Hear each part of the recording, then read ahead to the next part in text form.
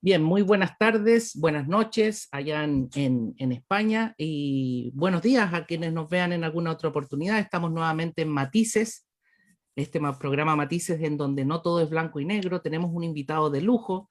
Él es el profesor don Carlos Madrid Casado, del cual tengo el honor de tener su texto acá en Copiapó. Vamos a mostrar Filosofía de la Cosmología, ¿cierto? Hombres, teoremas y leyes naturales. Aprovechamos de saludar a Carlos. Él es profesor de matemática y también doctor eh, allá en España, y también está asociado a la Fundación Gustavo Bueno, de la cual hemos tenido algunas relaciones, algunas entrevistas. Aprovechamos de saludar a don Gustavo Bueno Sánchez, que nos dio su contacto. Así es que muy buenas tardes desde Chile, estimado Carlos, allá noche en Madrid. Bueno, no tan noche, pero ya son más de las 9. Pues nada, encantado de estar aquí en Matices. Un muy cordial saludo, René, y bueno, pues a tu servicio, pues para hablar un poco de los temas, del tema que me habías propuesto, ¿no? De las ciencias en el materialismo filosófico. Así es. Mira, la pregunta inicial tiene que, yo creo que en esa pregunta de alguna manera está condensada varias de las cosas que tú explicas, porque dice, las ciencias. Yo creo que el plural es importante destacar de por qué es importante hablar de las ciencias en plural y no de la ciencia en particular.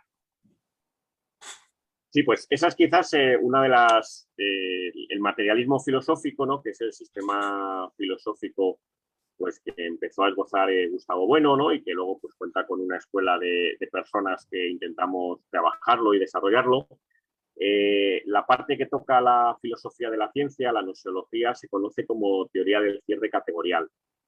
Y una de las tesis básicas es esa que planteas, que es la tesis del pluralismo, de que no existe algo así como la ciencia en mayúscula y en singular, como si hubiera una ciencia unificada, sino que lo que hay son una pluralidad de ciencias, una multiplicidad de ciencias, pues muy variada, que van pues desde, qué sé yo, desde las matemáticas a la física, a la química, a la biología, pero también la historia o la psicología.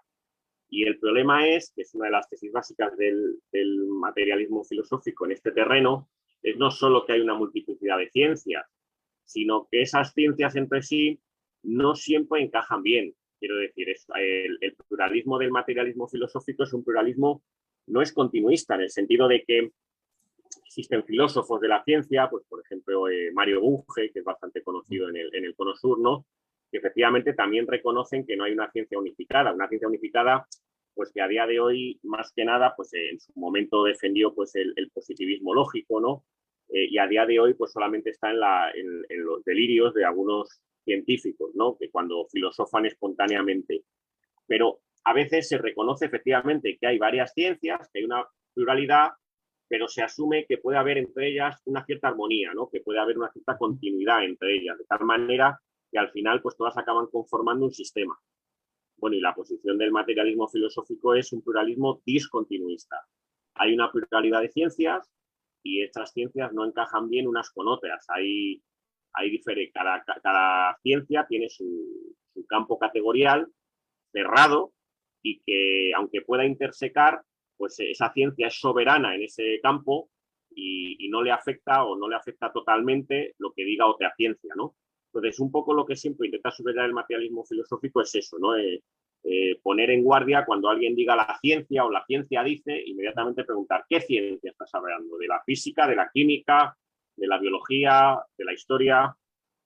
Y a propósito de eso último que tú señalas, particularmente considerando que, bueno, no sé si te había dicho, yo soy abogado, o sea, entre comillas, pertenecería a otro tipo de disciplina, no sé si llaman la ciencia, ya que hablas de la historia. ¿Tendría el carácter, llamémoslo así, ontológico de ciencia propiamente dicha? ¿O qué parte de aquello sí sería ciencia? Adelanto un poquito Sí, una postura, porque que conversamos el otro día con Martín, con el Luis colega tuyo que Carlos. es Luis Carlos Martín. Sí. Eh, que en el caso, por ejemplo, del derecho, más que el derecho ser una disciplina científica, la actividad que hacen los juristas, sino que más bien sería ciencia, o sea, le acercaría a aquello una suerte de derechología, vale decir, el estudio del derecho se puede utilizar bajo los cánones científicos. En ese sentido, ¿pasaría lo mismo con la historia? Vale decir, la historia sería un ente ahí a estudiar y los que se dedican al estudio de la historia, una historiología, ¿eso sí sería ciencia? ¿Cómo lo ves tú, Carlos? Claro, aquí hay que introducir una distinción muy pertinente que esbozó Bueno en los años 80, y es la distinción entre metodologías alfa y metodologías beta, y que permite reconstruir desde una perspectiva pues lo menos metafísica posible esa distinción tan habitual, escolar, ¿no?, entre ciencias y letras, o entre ciencias naturales y ciencias humanas, o también se dice ciencias formales y naturales, y por otro lado, ciencias sociales, se dice, ¿no? Como si hubiera hay dos grandes grupos, ¿no? Claro, estas distinciones en el fondo pues son metafísicas porque beben de una distinción tradicional del idealismo alemán, ¿no?, pero que venía de antes, entre naturaleza y cultura, ¿no? Y como que las ciencias que se ocupasen de la naturaleza serían las ciencias naturales, las objetivas, las ciencias duras, por así decir. Y las ciencias que se ocupasen de lo que tiene que ver con la cultura o con el hombre serían las ciencias pues ya débiles o en un sentido analógico. Claro, el problema es que esto de fondo pues supone esa distinción metafísica entre naturaleza y cultura, ¿no?, que es muy abstracta, es lisológica, decimos nosotros, ¿no?, en el sentido de que borra totalmente las morfologías, porque por ejemplo la química, pues la mayor parte de muchísimos productos que constituye la química no existen en la naturaleza, son artificiales. Entonces, la química depende tanto más de la cultura, ¿no?, de los laboratorios, de los aparatos, etcétera, como pueda depender, qué sé yo, pues la filología o la historia. Entonces, hay que intentar explicar esa distinción entre un tipo de ciencias y otra de una manera un poquito más clara. Bueno, apuesta por no distinguir tanto las ciencias globalmente cuanto las metodologías, ¿no?, como ciertos tramos dentro de cada ciencia. Y entonces, lo distintivo de, por ejemplo, la historia es que lo que habitualmente entendemos por historia, la historia fenoménica, llamaba Bueno, es una historia en la cual tenemos a un investigador, que es el historiador, que es el sujeto noseológico, pero también este se está fijando en una serie de su objeto, por así decir, son otros sujetos, son sujetos temáticos, qué sé yo, Alejandro Magno, Julio César, Carlos V, Hernán Cortés. Y entonces, claro, eso ya nos pone que estamos en un plano beta, en el cual dentro del campo categorial nos aparecen también sujetos, tanto sujetos noseológicos como sujetos temáticos. El problema es que las ciencias humanas tienen como un doble plano operatorio. Quiero decir que, y esto se ve muy bien más que en la historia, que prácticamente es muy difícil construir una historia en el plano alfa. A lo mejor pues, se podría hacer una historia, lo que se llama a veces la historia cuantitativa o la historia económica, pero claro, que eso ya de historia tiene más bien poco. Claro, o sea, más estadístico, así como, claro, como es más censo, una cosa así. O más economía, ¿no? Es decir, lo que genuinamente es historia tiene que contar con la presencia de los sujetos, ¿no?, de las operaciones de esos sujetos, que sé yo, sea Cortés adentrándose entre los aztecas, Colón cruzando el Atlántico o Julio César cruzando el Rubicón, ¿vale? Entonces, el problema es que las ciencias humanas, si prescinden para intentar alcanzar metodologías alfa, pues cinden, neutralizan las operaciones de los sujetos, el problema es hasta qué punto dejan de ser humanas, ¿no? Esto se ve muy bien en la psicología. Si en la psicología nos dejamos de centrar en la conducta de la persona que tiene un trastorno psicológico y nos vamos directamente a su cerebro, eso ya prácticamente deja de ser una ciencia humana y se transforma en neurofisiología, ¿no? En estudiar simplemente los mecanismos bioquímicos del cerebro. Entonces, las ciencias humanas viven como en una especie de equilibrio inestable. Si quieren ser humanas, su cientificidad, su cierre categorial siempre va a ser más o menos fenoménico, no va a estar atado y bien atado. Si quieren transformarse en ciencias duras de tal manera que el campo categorial cierre bien, en cierto modo tienen que neutralizar a los sujetos operatorios y sus operaciones que están dentro. Y entonces dejan de ser humanos. Ese es el gran problema de las ciencias humanas. Claro, y ahí a lo mejor podría estar presente, además, en términos, llamémoslo así, antropológicos, la disputa que hay entre personas como tú que se dedican, por ejemplo, a las matemáticas, las ciencias, versus los otros que estaríamos en el lado de la parte humana, qué sé yo, más volátil, pudiéramos llamarla así, y este antagonismo del que hablaba Bloom. ¿Tú lo ves así?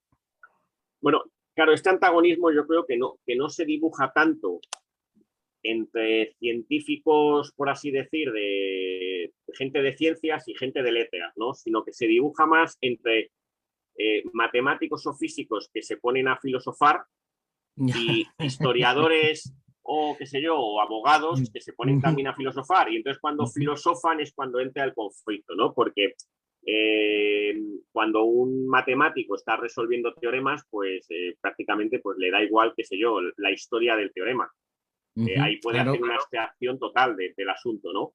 Y viceversa, quiero decir que si un historiador, en el caso, aunque aquí es más difícil, efectivamente, pero se puede decir que si un historiador está, qué sé yo, estudiando pues una determinada etapa histórica, ¿no?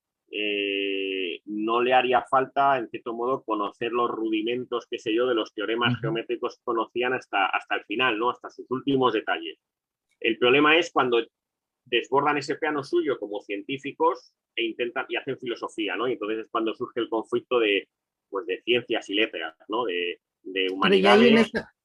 en esa tesitura entonces, llamémoslo así, el déficit estaría en la filosofía, o sea, nos faltaría estudiar filosofía como para pegar esas partes que quedan deshiladas. Bueno, el caso es que pegar no pegan, que es lo que dice el materialismo filosófico, ¿no?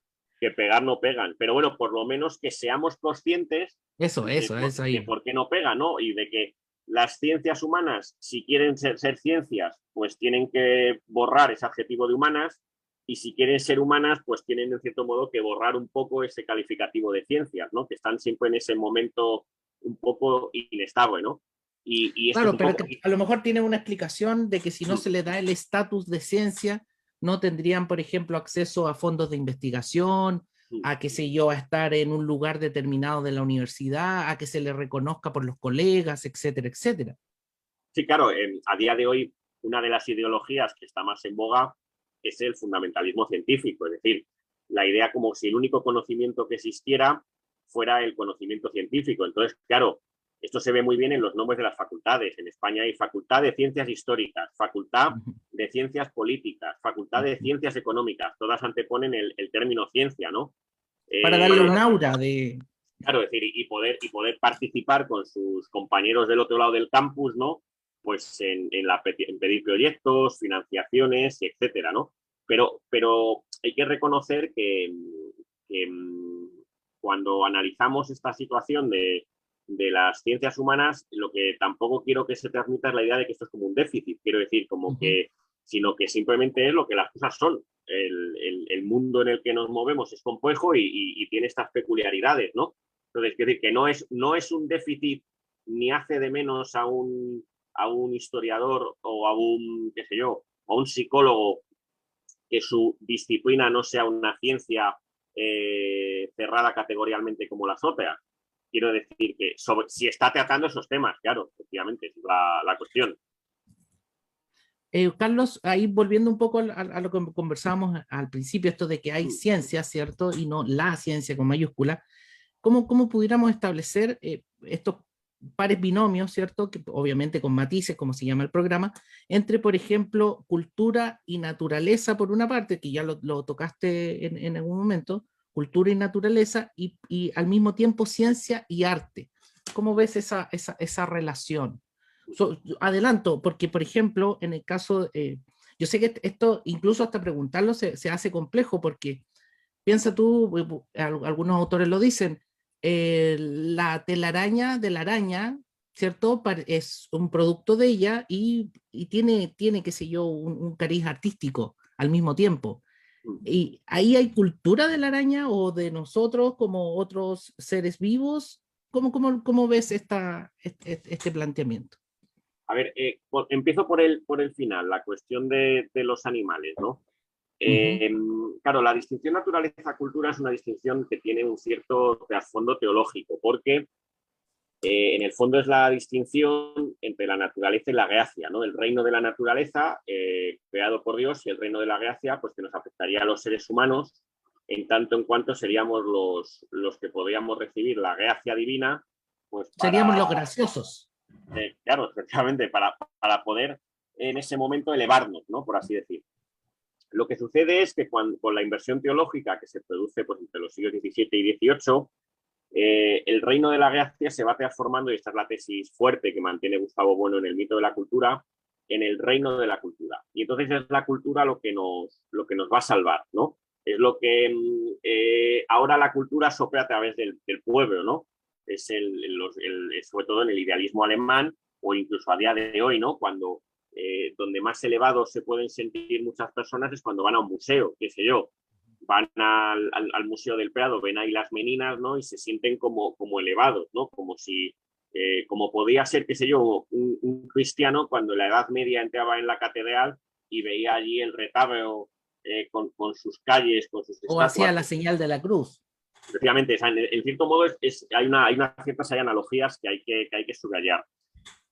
Lo que sucede es que esta distinción, como de que solamente la gracia afecta a los humanos y la cultura, pues se rompe en el siglo XX, cuando surge la etología, ¿no? Con el darwinismo y luego posteriormente todos los premios Nobel que se van dando pues, a etólogos, y en el desarrollo de la etología se va viendo que los animales también tienen una cierta razón, son raciomorfos y también tienen una cierta cultura, qué sé yo, pues el castor, por ejemplo.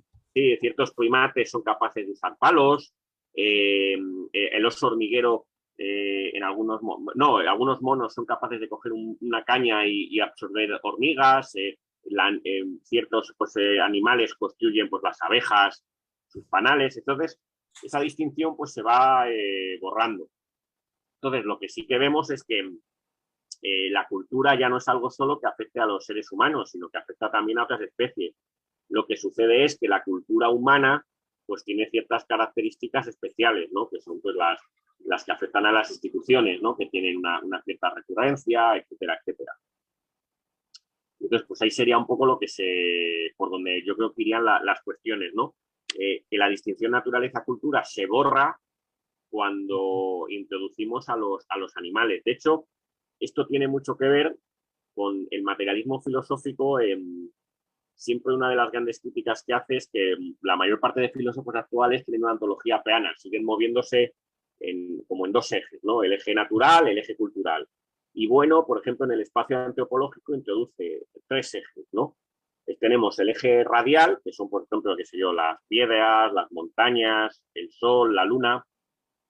El eje circular, donde estarían los hombres con sus instituciones, pero, y esta es la clave, creo que yo, el gran acierto de Bueno es introducir el eje angular, que es donde están los animales, ¿no? Esos animales con los que se nos ha olvidado contar durante varios siglos y que son precisamente los que nos permiten desbordar esas distinciones dilemáticas.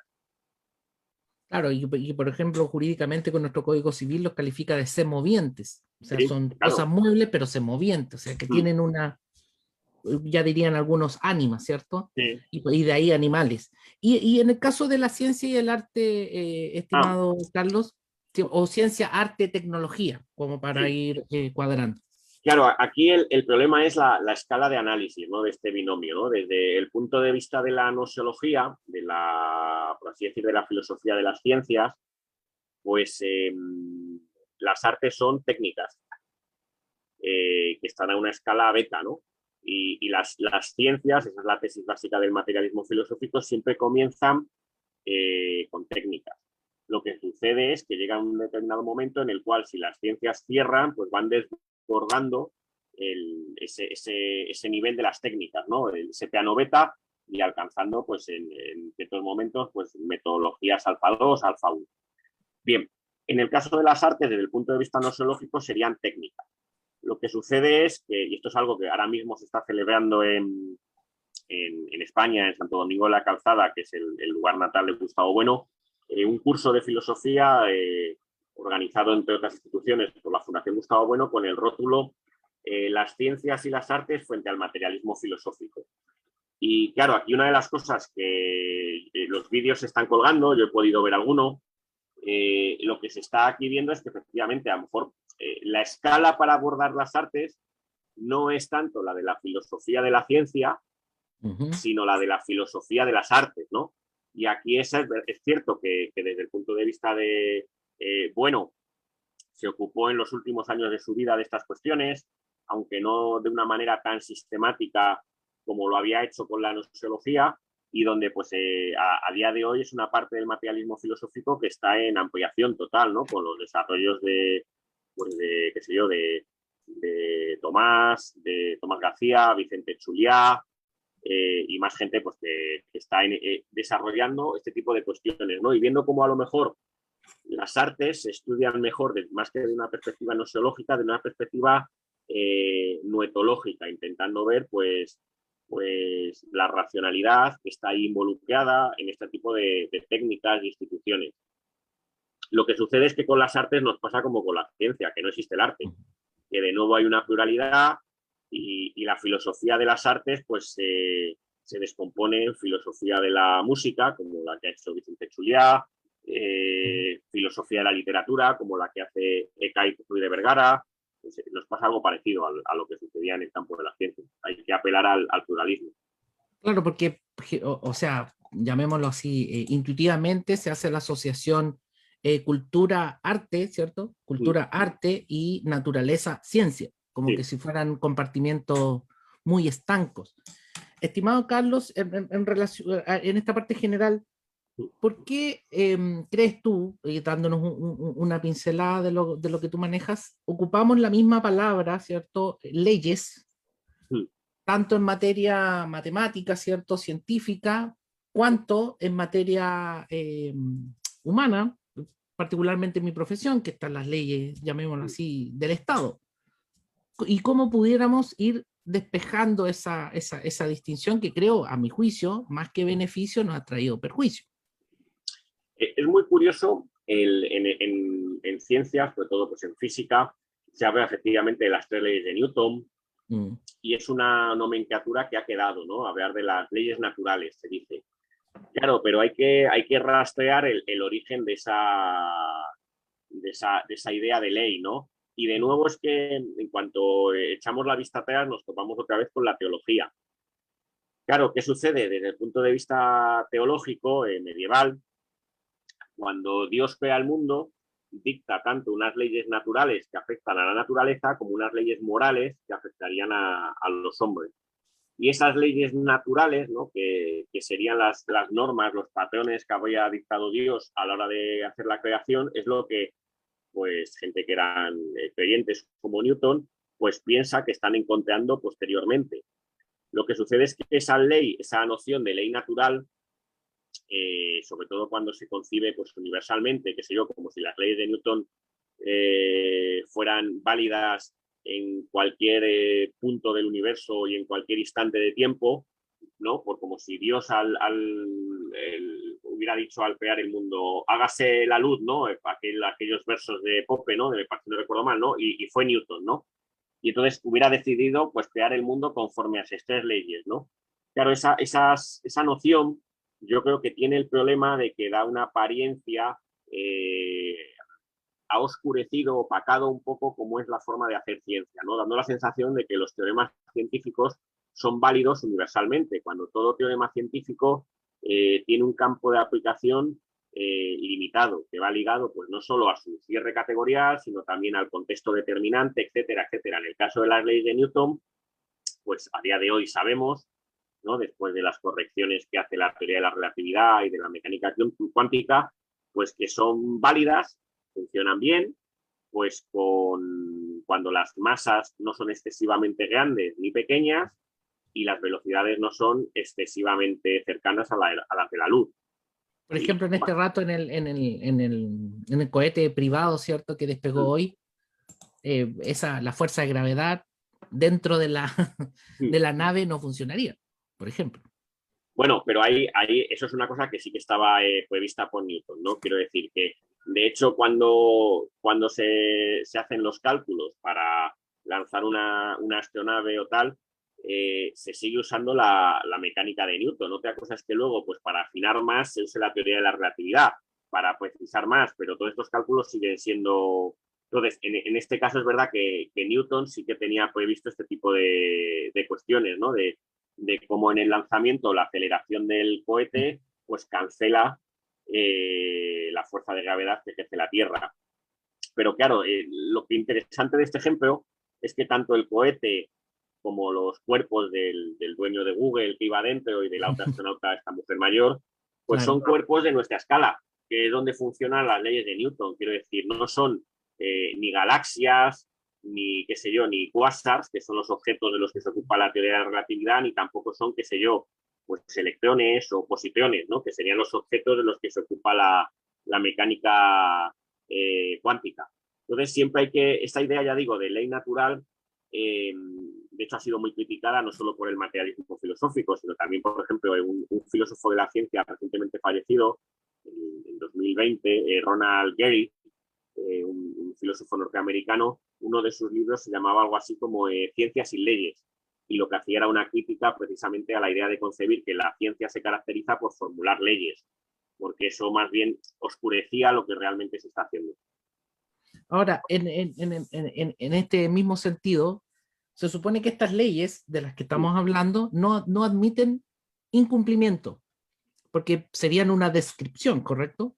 Pero no una prescripción de conductas, como en el caso de las leyes nuestras, las leyes estatales, en donde sí cabría el incumplimiento. ¿Cómo crees tú que se pudiera ir bajando el lenguaje como para hacerlo más claro y para referirnos a ciertas leyes respecto de una cosa y no de otra?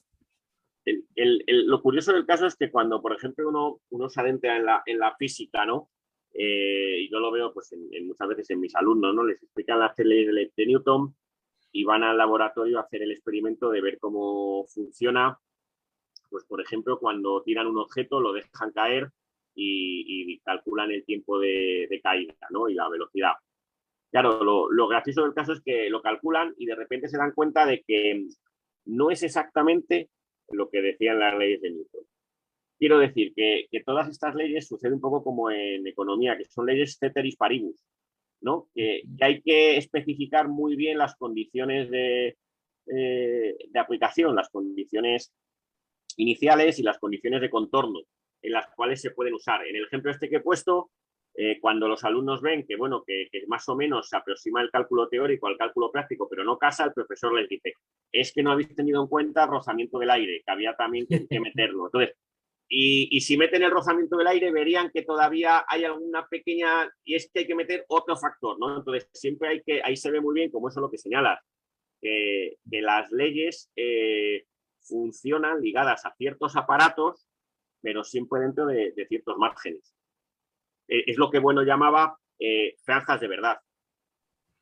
Absolutamente. Estimado Carlos, sacándote un poco del tema, pero que es pertinente aprovechando la conexión que tenemos hoy, hemos visto o han tenido ocasión el público de ver que tú has hecho una defensa de ir desmontando de alguna forma lo que se conoce como leyenda negra.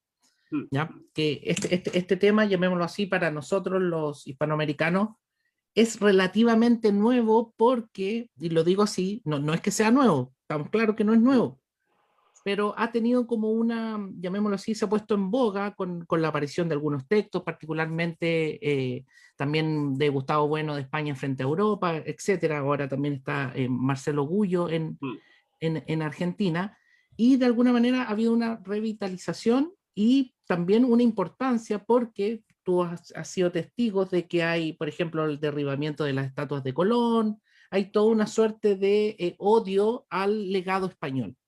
¿Qué nos puedes contar acerca de este tema de la leyenda negra y si lo podemos combinar con lo tuyo, que es el tema científico?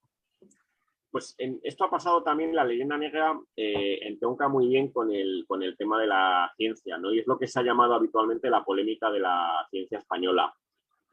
Es la idea de que en España y en las repúblicas hispanoamericanas nunca hubo ciencia. Que la ciencia fue algo hecho siempre pues, por los países anglosajones y protestantes, frente a los países católicos mediterráneos que no habían aportado prácticamente nada a la ciencia. Claro, porque nosotros seríamos medievalistas y todavía estaríamos en el medievo y que... Sí, es la idea que incluso muchas personas pues, hispanas, tanto de esta orilla como de aquella, aún asumen, ¿no? Señalando, qué sé yo, que no sé, que a veces se dice que nos equivocamos de Dios en el Concilio de Trento, que la modernidad era Lutero y no Roma, etcétera, etcétera, ¿no? Claro, aquí lo primero, aquí hay que meterse a desglosar el terreno, ¿no? Y a mí me ha interesado mucho pues analizar si había o no ciencia en el Imperio Español, porque sería muy sorprendente que un imperio con una estabilidad tan enorme, capaz de sostenerse durante más de 3 siglos, con unos dominios tan extensos, se hubiera sido capaz de sostener sin el apoyo de las técnicas, tecnologías o incluso de las ciencias, ¿no? Sería algo verdaderamente sorprendente, ¿no? Y claro, a día de hoy pues contamos con estudios tanto de historiadores de la ciencia en España como sobre todo, curiosamente, norteamericanos. Son historiadores norteamericanos los que más se han preocupado de rastrear la ciencia española, y lo que se ve es que, por ejemplo, España, y cuando digo España me refiero tanto a esta orilla como a la otra, en el siglo XVI, en materia científica, pues no tuvo nada que envidiar al resto de los países europeos, sino que más bien fue al revés. Quiero decir que el descubrimiento de América se pudo hacer porque los pilotos españoles salían de la Casa de la Contratación con conocimientos científicos de una ciencia muy especial, que era la cosmografía, que les permitía eso, cruzar el Atlántico y navegar y determinar la latitud y con más problemas la longitud de los terrenos que iban descubriendo. A eso se une pues luego todo el desarrollo de la historia natural, pues de conocer la fauna, la flora y las gentes de América, y entonces lo que se va viendo es que no solamente sí que hubo ciencia, sino que en el siglo XVI esa ciencia fue prácticamente copiada por el resto de países europeos. Lo que sucede es que en el siglo XVII se produce la revolución científica, donde surgen las ciencias que a día de hoy consideramos cristalizadas, pues qué sé yo, fundamentalmente la mecánica y luego la química, y eso oscurece lo que había pasado un siglo antes. Sin menoscabo también de que en el siglo XVIII España fue un país que pues, dirigió a América una gran cantidad de expediciones científicas que recorrieron todo el continente intentando pues, Inoculación de conocerlo. vacunas, por decir Sí, por algunas. ejemplo, la de la expedición, claro, de Balmis. Y es curioso porque, ya digo, toda esa parte que ahora se va conociendo, pues muchas veces es algo que se ha olvidado o que no se quiere ver. Exactamente. Y desde ese punto de vista, entonces, ¿cuáles son, por ejemplo, aprovechando que este programa se ve desde este lado de las ex Españas, cuál sería entonces la visión que das tú para ir adentrándonos en esa bibliografía? Porque efectivamente, como dices tú, por la nacionalidad, en este caso de Newton, de Lavoisier, etcétera, quizá ahí no hay hispanos metidos Sí. en esta historia, ¿cierto? Esta nueva historia de la ciencia, ¿cierto? En donde se ve como que la ciencia es la buena de la película y particularmente no tiene nacionalidad española, sino que al contrario, la nacionalidad española o hispana sería aquella que estaría en contra de la ciencia, la que la bajó, así como la Cenicienta, o sea, los malos y los buenos, una cosa así. Pues voy a poner varios ejemplos. En el siglo XVI, las personas interesadas deberían investigar pues, sobre la cosmografía. La cosmografía es una ciencia que mezclaba matemáticas, la geometría de la esfera y con la astronomía, y también con una mezcla de la historia natural. Y es la ciencia que permitió, por así decir, volar a las águilas del imperio, ¿no? y ser capaces de llegar a América y luego de recorrerlo.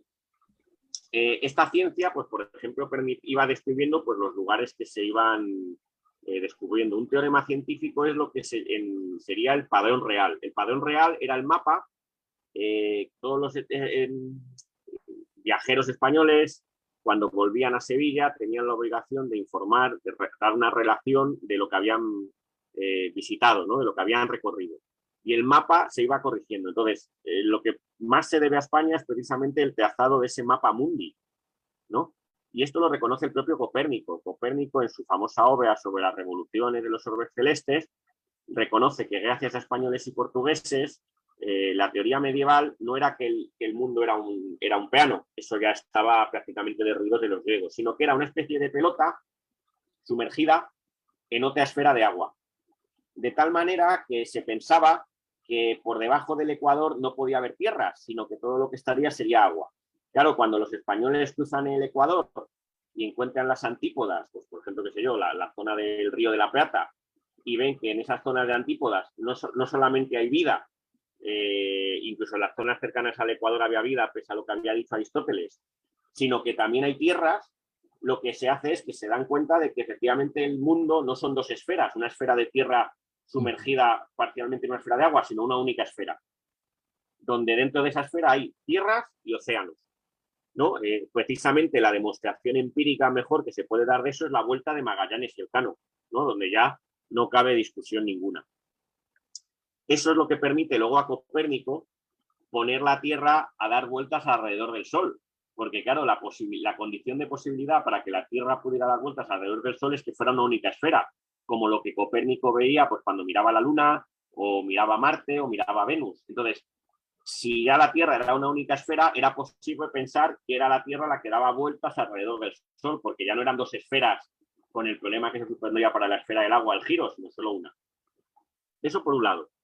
Y con respecto al siglo XVIII, ¿no? Por dar otro ejemplo, pues voy a mencionar, pues, por ejemplo, en la química, ¿no? Que has mencionado a Lavoisier, ¿no? Pues las aportaciones españolas son bastante importantes. Por ejemplo, en Segovia, que es una ciudad aquí cercana de Madrid, se construye el Real Colegio de Artillería. Inmediatamente los artilleros necesitan saber química, porque la química es importante para construir la pólvora, y se construye una casa de la química. Por mediación del conde de Aranda, viene a España Louis Proust, un químico francés de primer orden. Y durante su estancia en España formula una de las leyes que a día de hoy todos los estudiantes pues estudian, que es la ley de las proporciones definidas. En ese sentido, él también publica los anales del Colegio de Química de Segovia, y allí saldrán pues, químicos importantes que traducirán a Lavoisier y a los otros. Y por ejemplo, en el seminario de Vergara, en el norte, en el País Vasco, los hermanos Eluyar pues descubrirán, por ejemplo, si no recuerdo mal, el wolframio, un elemento químico.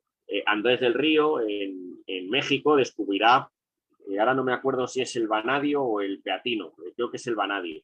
Entonces, quiero decir que haya aportaciones de la química en ese final del siglo XVIII muy importantes. Bueno, por no mencionar que Newton, que era el que Newton, su trabajo era dirigir la Casa de la Moneda en Londres. Su libro de cabecera era un libro en español. Era el libro del ensayador, de un sacerdote de Lepe, afincado en Potosí, que había explicado el método del beneficio de la plata.